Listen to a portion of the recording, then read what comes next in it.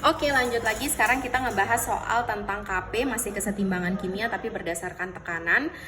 Soalnya dalam ruangan tertutup terdapat 1 mol gas NH3. Dia pertama kali disebut, berarti dia adalah kondisi mula-mula. Oke, kita tulis mula-mulanya, berarti di sini ada 1 mol. Ini kosong karena nggak ada datanya di soal. Terus dia bilang yang terdisosiasi 50%. Terdisosiasi 50% itu artinya bereaksinya adalah 50% dari kondisi awalnya. Jadi mula-mula dia punya 1 mol. Yang dipakai atau bereaksinya cuma 50% dari mula-mulanya. Berarti mol bereaksinya bisa kita hitung kayak gini. 1 mol kali 50% itu berarti 50/100 sama dengan 0,5 mol. Oke, berarti di sini bereaksinya 0,5 mol. Baru kita pakai perumpamaan yang kayak biasa ya.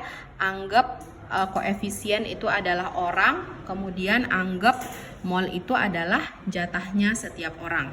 Nah, sekarang 2 orang dapatnya 0,5. Oke, catat dulu. Berarti 2 orang itu dapatnya 0,5.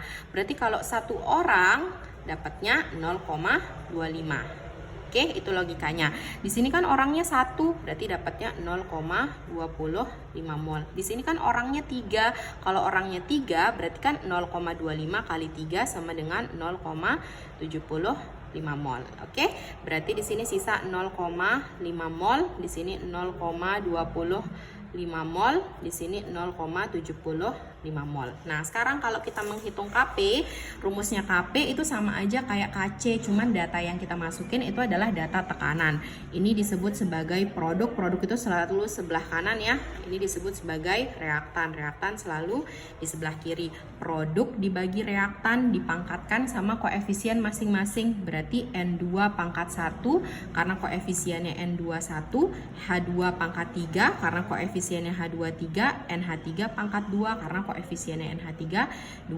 Nah, sekarang kita hitung P masing-masing atau tekanan parsial masing-masing. Kalau misalnya mau ngitung tekanan parsial untuk untuk N2, berarti mol N2 per mol total kali P total. Kalau mau nyari tekanan parsial H2, berarti mol H2 per mol total kali P total. Kalau mau nyari tekanan parsial untuk NH3, berarti mol NH3 per mol total kali P total. Oke, jadinya dia tergantung mol atasnya tergantung sama tekanan parsial siapa yang kita mau cari. Oke, sekarang kita masukin nih molnya N2. Ingat yang dipakai itu yang ini ya, harus yang di bagian setimbang yang kita pakai. Molnya N2, mana molnya N2? 0,25. Berarti 0,25 per mol total. Mol total ini kita jumlahin nih mol-mol yang ini. Berarti 0,75 tambah 0,25 tambah 0,5 berarti sama dengan 1,5 mol. Ini mol totalnya.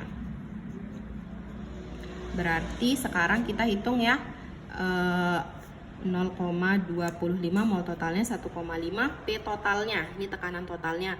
Jika tekanan dalam ruangan tersebut 3 atm. Oke, sekarang kita hitung, berarti kali 3. Ini 1, ini 2, berarti 0,25 kali 2 sama dengan 0,5.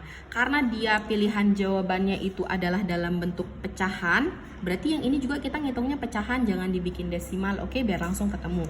0,5 itu sama dengan 1/2.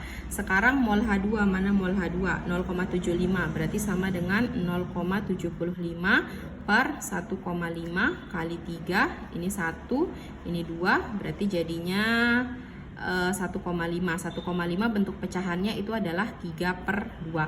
Boleh dari 15/10 nanti disederhanain. NH3 itu molnya 0,5, terus mol totalnya 1,5, P totalnya 3, ini 1, ini 2, berarti sama dengan 1. Nah, kalau sudah, baru deh kita hitung ke rumus Kp-nya. Hitung ya, rumus Kp-nya, hitung di bawah.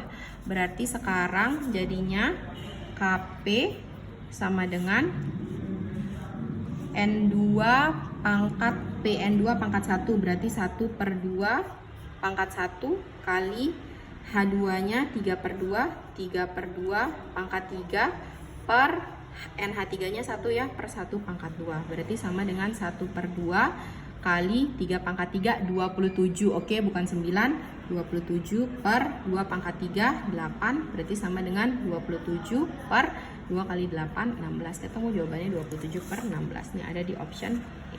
Selesai.